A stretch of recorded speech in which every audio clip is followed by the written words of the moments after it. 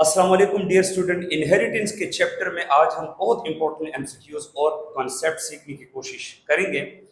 Topic का नाम हमारे पास है x link recessive disorder. X link recessive disorder. अगर आप चाहते हैं कि हम इस टॉपिक के सारे एमसीक्यूज कंसेप्ट्स ट्रिक्स सीखें और हम बिल्कुल एमसीक्यूज में मार न खाए तो दिल बड़ा करें, बड़ा रखे और आप ए टू जेड सारा लेक्चर सुने। इंशाल्लाह लेक्चर के बाद आप लोगों को मैं 100% कॉन्सेप्ट दूंगा। ठीक है जी। Now dear student, X link recessive disorder से पहले एक चीज जो आप लोगों ने अंडरस्टैंड करना है वो ये है कि ह्यूमंस की बॉडी में सोमैटिक सेल के अंदर 23 पेयर ऑफ क्रोमोसोम होते हैं। ठीक है, मतलब ह्यूमंस में गेमीट, जिसको सेक्स सेल्स का नाम हम देते हैं, गेमीट के अलावा आपकी बॉडी के सारे सेल को सोमैटिक सेल कहा जाता है। सोमैटिक सेल में टोटल 46 क्रोमोसोम होते हैं जो 23 पेयर्स में एग्जिस्ट करते हैं। आउट ऑफ 23 पेयर जो फर्स्ट 22 पेयर्स है इसको नाम देते हैं ऑटोसोमल क्रोमोसोम या नॉन सेक्स क्रोमोसोम, क्योंकि ऑटोसोमल क्रोमोसोम इसके पास ऐसे जीन्स होते हैं जो आपके बॉडी के सारे फंक्शंस को रेगुलेट करते तो है, लेकिन ऑटोसोमल क्रोमोसोम के जो जीन्स होते हैं वो सेक्स डिटर्मिनेशन में इस्तेमाल नहीं होते हैं। तभी ऑटोसोमल क्रोमोसोम को हम एक तरह देते हैं नॉन सेक्स क्रोमोसोम भी बोलते हैं।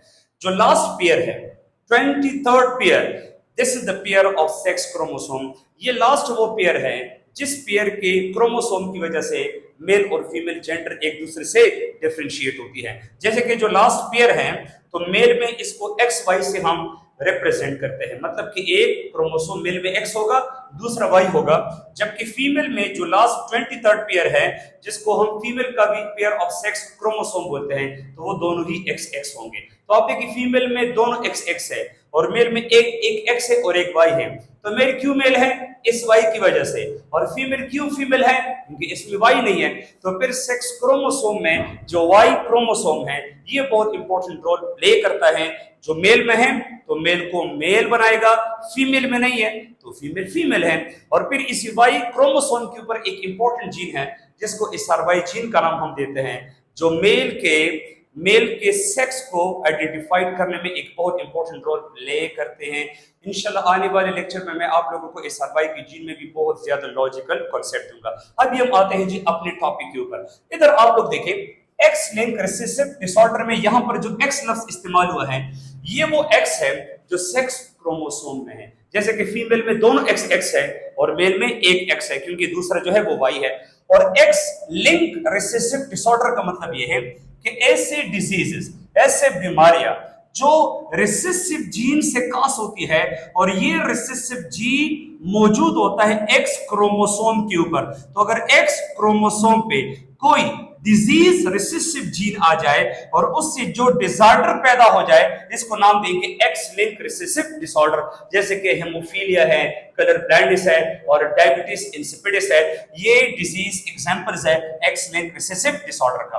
अब यहां पर आप लोग देखिए माय डियर स्टूडेंट, जिस जीन का यहां पर जिक्र हो रहा है ना तो ये रिसेसिव जीन है, रिसेसिव जीन।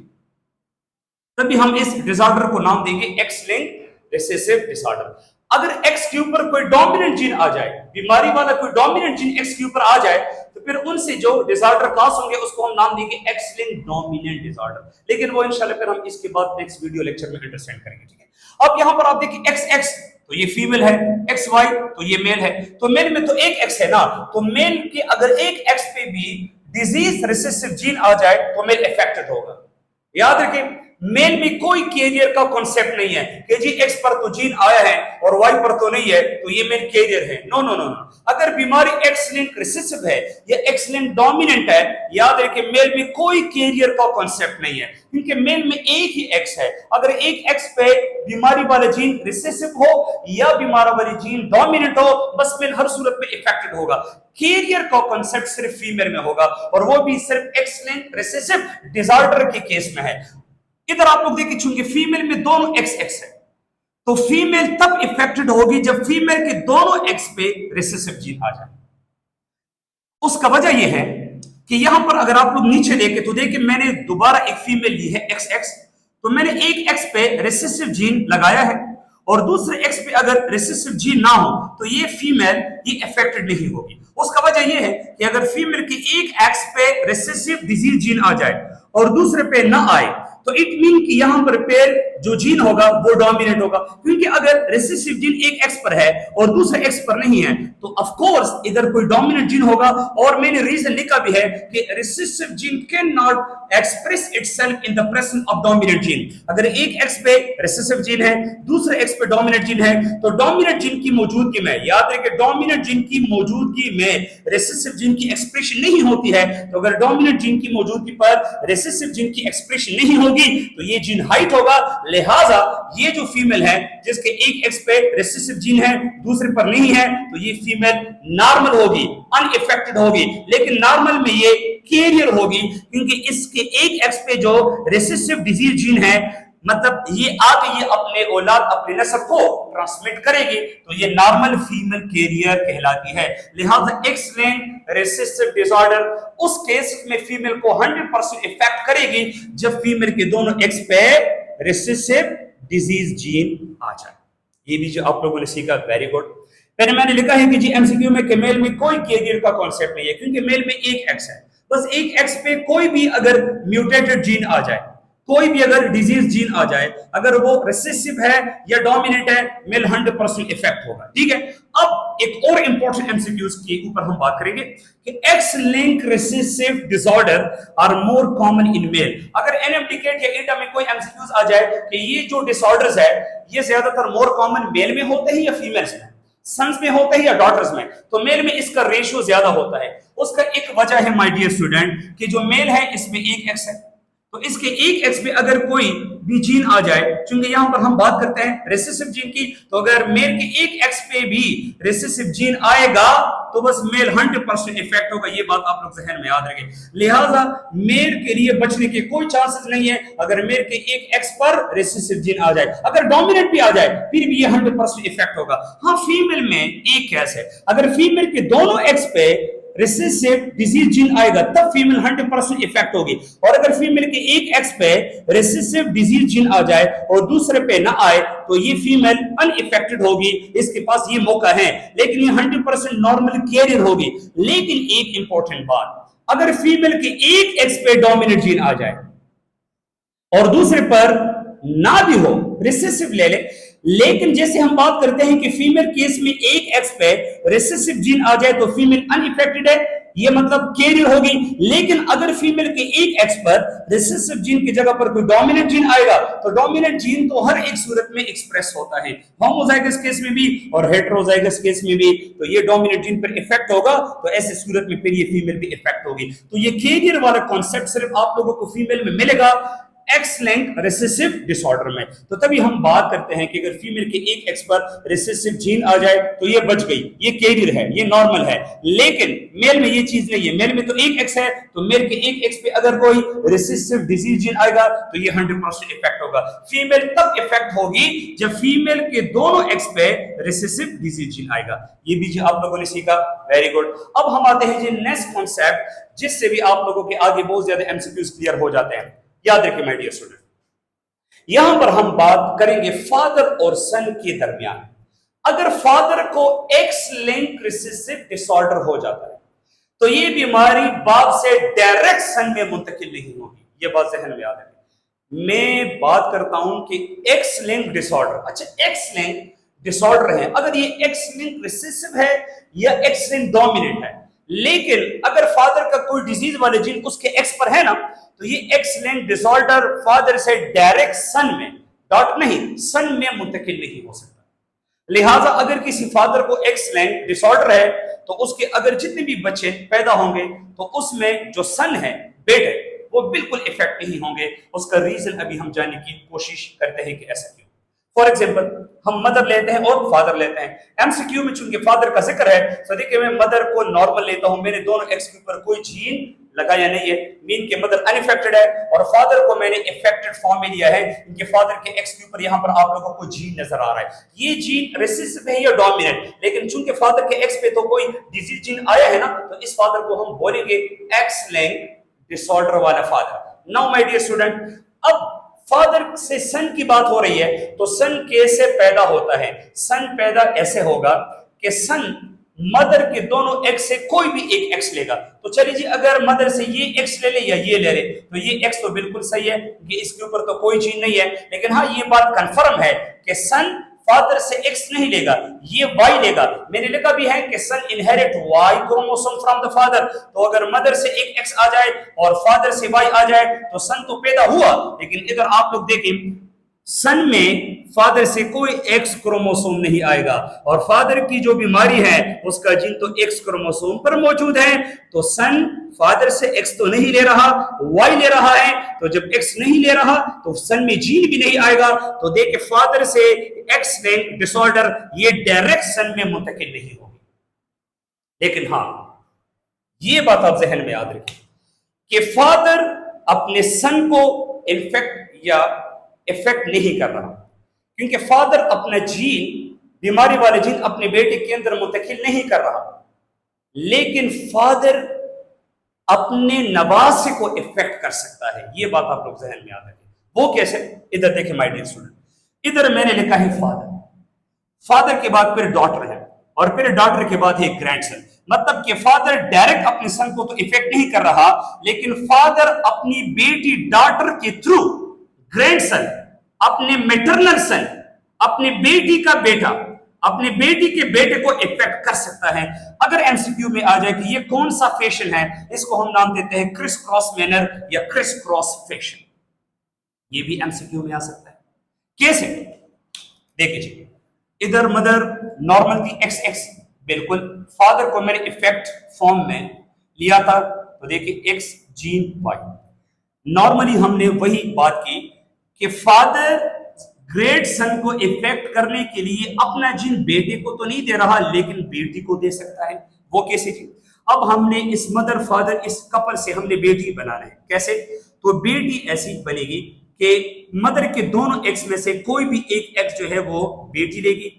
और जैसे कि ये बात ऊपर मैंने कंफर्म किया कि सन फादर से वाई लेगा, तो ये बात भी कंफर्म है कि डॉटर बेटी फादर से एक्स लेगा। तो देखिए, ये वो एक्स है जिसके ऊपर आपके पास जीन है, म्यूटेटेड जीन है, डिजीज जीन है। तो मदर के दोनों एक्स से कोई भी एक एक्स आ जाएगा, और फादर के एक्स वाई से एक्स आ जाएगा, वो एक्स जिसके ऊपर जीन है। तो आप देखिए, अब ये जो बेटी है, इन्होंने फादर से वो डिजीज जीन लिया। अब याद रखें, अगर एमसीक्यू में ये आ जाए कि बेटी डॉटर फादर से कोई डिजीज जीन ले, तो ये जो डॉटर है ये इफेक्टेड होगी या कैरियर होगी, ये क्या होगी? डिपेंड इसके ऊपर करेगा कि ये जो बेटी की एक एक्स के ऊपर जो जीन है बीमारी वाला, जो फादर से इनहेरिट हुआ है, अगर ये जीन डोमिनेंट है तो फिर सारे डॉटर्स इफेक्ट होंगे। इनके डोमिनेंट अगर एक एक्स पर भी आ जाए तो एक डोमिनेंट जीन हर सूरत में अपने आप को एक्सप्रेस कर सकता है। लेकिन अगर इसी एक एक्स के ऊपर जो फादर से इनहेरिटेड जो डिजीज जीन है, अगर ये रिसेसिव है, तो रिसेसिव जीन अगर इधर नहीं है और सिर्फ एक एक्स के ऊपर है, तो हेटेरोजाइगस केस में ये बिल्कुल एक्सप्रेस नहीं होगा। तो अगर ये जीन रिसेसिव है तो फिर ये डॉटर ये आपके पास नॉर्मल होगी, लेकिन ये कैरियर होगी, क्योंकि इसी बेटी के थ्रू फादर वाले जीन अब बेटी के बेटे, लेकिन फादर अपने मैटरनल सन, अपने ग्रैंडसन नवासे को मुंतकिल कर सकता है। तो ये मैटरनल ग्रैंडसन है। अच्छा, ये मैटरनल ग्रैंडसन है, क्योंकि ये इसके बेटे का बेटा नहीं है बल्कि बेटी का बेटा है। अब देखें, ये जो बेटी है जिसके एक एक्स के ऊपर डिजीज जीन नहीं है लेकिन दूसरा एक्स पर है, अगर ये बड़ी होकर फिर दोबारा एक नॉर्मल मेल के साथ शादी करे, तो ये जो फीमेल है ये असल में उस बेटे का बेटी है, डॉटर है, और ये इसका दामाद है, सन इन लॉ है। तो देखिए जी, अब दोबारा हम सन बनाएंगे, क्योंकि हम बात करते हैं कि बेटी के थ्रू फादर से मैटरनल ग्रैंडसन में ये जीन या ये बीमारी कैसे मुंतकिल हो रही है। तो देखिए, हमने ऑलरेडी बात की कि जब एक लड़का पैदा होता है तो वो माँ से एक एक्स लेगा। तो याद रखिए, अगर ये बेटा माँ से ये एक एक्स ले जिसके ऊपर बीमारी वाला जीन है और फादर से वाई ले, तो यहां पर आप लोग देखें कि हाफ किस्म के मैटरनल ग्रैंडसन इफेक्ट होंगे और हाफ मैटरनल ग्रैंडसन इफेक्ट नहीं होंगे अगर वो अपनी माँ से ये एक्स ले जिसके ऊपर कोई जीन नहीं है। तो इट मीन कि क्रिस क्रॉस फैशन जिसमें फादर अपने बेटी डॉटर के जरिए से मैटरनल ग्रैंडसन को इफेक्ट कर सकता है जी। इसके बाद अभी हम कुछ इंपॉर्टेंट एमसीक्यूज की तरफ आते हैं। अगर ई टर्म में एक ऐसा एमसीक्यू आ जाए कि एक माँ अनइफेक्टेड, अच्छा ये जो मैं आप लोगों को एमसीक्यूज अभी कर रहा हूं ना, तो ये मैं एक्स लिंक्ड रिसेसिव डिसऑर्डर के अंदर कर रहा हूं, क्योंकि यहां पर मैं जो म्यूटेटेड जीन ले रहा हूं, मैं जो डिजीज जीन ले रहा हूं, तो ये मैं बीमारी वाला ले रहा हूं। लेट सपोज अगर मदर अनइफेक्टेड है, इसके कोई भी एक्स के ऊपर कोई जीन नहीं है, लेकिन फादर इफेक्टेड है, इसके एक एक्स के ऊपर वो जीन मौजूद है। माँ अनइफेक्टेड है, बिल्कुल नॉर्मल, 100% कैरियर भी नहीं है, बिल्कुल 100% नॉर्मल है, और फादर इफेक्टेड है। सो एमसीक्यू में आप लोगों से पूछेगा probability of X linked recessive disease in daughter and son. तो फिर इस कपल के बेटियों और बेटों में एक्स लिंक्ड रिसेसिव डिसऑर्डर के चांसेस कितना है। सो देखिए जी, यहां पर हमने पेनेट स्क्वायर लिया, चेकर बोर्ड लिया। याद रखिए ये जो साइन है ये इंडिकेट करता है मेल गैमेट स्पर्म को, और ये जो O प्लस वाला साइन है तो ये फीमेल गैमेट को इंडिकेट करता है। जाहिर बात है जहां पर गैमेटोजेनेसिस होता है तो याद रखिए जो सेक्स क्रोमोसोम है वो सिग्रीगेट होंगे, तो एक एक्स आएगा फर्स्ट स्पर्म में और ये वाई इनसे सेपरेट होकर इंटर होगा दूसरे स्पर्म में। तो आप देखिए ये वाला स्पर्म तो नॉर्मल है वाई वाला, लेकिन एक्स वाला डिजीज है, ये एबनॉर्मल स्पर्म है, क्योंकि इसके अंदर जो एक्स है उसके ऊपर वो एबनॉर्मल या म्यूटेटेड या डिजीज जीन मौजूद है। और एक्स एक्स में एक एक्स आएगा फर्स्ट एग में और दूसरा एक्स आएगा सेकंड एग में। अब ये एग और ये स्पर्म जब आपस में फर्टिलाइज हो जाए तो इनसे बनेगा एक्स एक्स, तो एक एक्स ठीक है, दूसरा एक्स के ऊपर जीन है, एक्स वाई बिल्कुल ठीक, एक्स एक्स जीन और एक्स वाई। तो यहां पर आप लोग देखिए X Y all sons are unaffected, बिल्कुल 100%, लेकिन ऑल डॉटर्स आर कैरियर, क्योंकि ये जीन रिसेसिव है। तो अगर एक एक्स के ऊपर रिसेसिव जीन आ जाए और दूसरे एक्स पर ना हो तो सारी फीमेल कैरियर होंगे, नॉर्मल है और कैरियर है, 100% नॉर्मल कैरियर, और ऑल सन और 100% अनइफेक्टेड। लेकिन अगर आप लोगों से सन और फीमेल में प्रोबेबिलिटी ना पूछे, ओवरऑल ऑफस्प्रिंग में पूछे, तो फिर याद रखिए माय डियर स्टूडेंट कि इस इसमें 4 खाने हैं, तो आप हर एक खाने को 25% वेटेज दे, 25 25 25 25, तो आप लोग देखें 50% जो ऑफ्स, देखिए 50% जो औलाद ऑफ स्प्रिंग तो वो बिल्कुल अनइफेक्टेड है, जो मेल को इंडिकेट करता है, और 50% जो ऑफ स्प्रिंग है तो वो नॉर्मल कैरियर है, जो आपके पास इंडिकेट करता है फीमेल्स को या डॉटर्स को। अब इसके बाद जो नेक्स्ट एमसीक्यूज है, यहां पर प्लीज थोड़ा सा आप लोग आ जाए। अगर मैं इस एमसीक्यूज को रिवर्स करूं, उधर मैंने मदर को अनइफेक्टेड लिया है, फादर को मैंने इफेक्टेड फॉर्म में लिया है, यहां पर अगर मां इफेक्टेड है, मां को एक्स लिंक्ड रिसेसिव क्या है डिसऑर्डर है, क्योंकि इसके दोनों एक्स के ऊपर वो जीन है, और फादर अनइफेक्टेड है, इसके एक्स के ऊपर कोई रिसेसिव डिजीज जीन नहीं है। तो फिर एमसीक्यू में ये भी आ सकता है कि इस कपल के डॉटर और सन में बीमारी के प्रोबेबिलिटी कितनी है, चांसेस कितना है। तो यहां पर आप लोग देखिए जी, स्पर्म मैंने अलग किया, एक ने एक्स उठाया, दूसरे ने वाई उठाया, और दोनों एक में एक एक्स आया, दूसरे एक में दूसरा एक्स आया। चूंकि माँ इफेक्टेड है, माँ की दोनों एक्स के ऊपर डिजीज जीन है, लिहाजा ये जो माँ जो गैमीट्स प्रोड्यूस कर रही है, ये दोनों एक्स ये एबनॉर्मल है, क्योंकि दोनों एक के अंदर जो एक्स क्रोमोसोम है उसके ऊपर आप लोगों को डिजीज जीन नजर आ रहा है जो रिसेसिव है। तो अगर हम इसको फर्टिलाइज करें तो ये एक और ये स्पर्म, तो इनसे आएगा जी एक्स जीन और एक्स, इनसे आएगा जी एक्स वाई, लेकिन एक्स के ऊपर जीन है, इनसे आएगा एक्स एक्स, लेकिन एक्स एक्स के ऊपर जीन है, इनसे आएगा एक्स वाई, लेकिन एक एक्स के ऊपर जीन है। तो यहां पर अगर आप लोग देखें सारे सन इफेक्टेड हो गए, और यहां पे सारे डॉटर जो है वो नॉर्मल कैरियर है। तो मीन कि अगर एक इफेक्टेड मदर अनइफेक्टेड फादर के साथ मेरी करे, तो इसी इफेक्टेड मदर, क्योंकि फादर तो अनइफेक्टेड है, तो अगर मदर इफेक्टेड है तो इफेक्टेड मदर के औलाद में सारे सन सारे बेटे इफेक्टेड होंगे, इसको एक्स लिंक्ड रिसेसिव डिसऑर्डर होगा, और सारी बेटियां जो है वो नॉर्मल कैरियर होगी। खुद तो नॉर्मल है, लेकिन एक जीन इसके पास है एक एक्स के ऊपर, जो आने नस्ल को मुंतकिल कर सकता है। इसी एमसीक्यूज को बहुत ही गौर से सुनिए, यकीन करें कि बहुत ही इंशाअल्लाह आप लोगों को मदद मिलेगा अगर आप इसको बिल्कुल आराम आराम से पढ़ें और अपने साथ नोट करें। अभी मैं आप लोगों को एक टास्क दे रहा हूं, इसको जरा आप लोग अपने साथ नोट करें और इनको आप लोग एक पेज पर सॉल्व करें, और इसका राइट आंसर प्लीज आप लोग कमेंट बॉक्स में मेरे साथ शेयर करें। अगर मिसाल के तौर पे अगर हम मदर ले कैरियर मतलब नॉर्मल कैरियर और फादर को हम ले बिल्कुल अनइफेक्टेड, 100% नॉर्मल, क्योंकि एमसीक्यूज में हमने ऐसा कोई कॉम्बिनेशन नहीं लिया है। तो अगर फादर अनइफेक्टेड है और मदर कैरियर है तो प्लीज इसको सॉल्व करके इसका राइट आंसर मेरे साथ शेयर करें कमेंट बॉक्स में कि ऐसे कपल के बच्चों में, सन और डॉटर में एक्स लिंक्ड रिसेसिव डिसऑर्डर की प्रोबेबिलिटी कितनी है, चांस कितना है। Thank you so much. Allah Hafiz.